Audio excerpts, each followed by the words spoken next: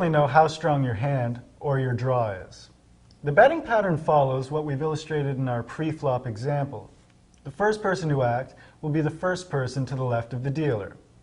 At this flop stage, and in every stage that follows, the blinds have to act first if they haven't folded yet. Remember though, the pre-flop the blinds were the last to act. So we'd start with seat 2, the big blind, who has two options. He may check or bet.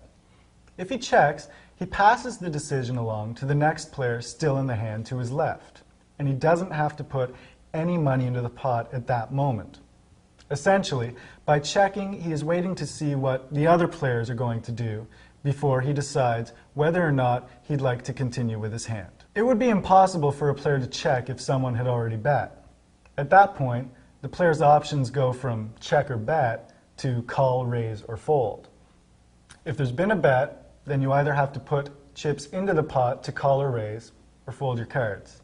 However, since the big blind acts first, there hasn't been a bet yet. So he can check, which he does.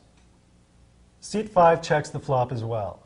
If everyone were to check the flop, then nobody would have to pay to see the turn card, and the pot would still only have what went into it pre-flop. That doesn't happen often though, so it won't for our example. Seat 8 bets $2. It will be up to seat 10 first to call the $2,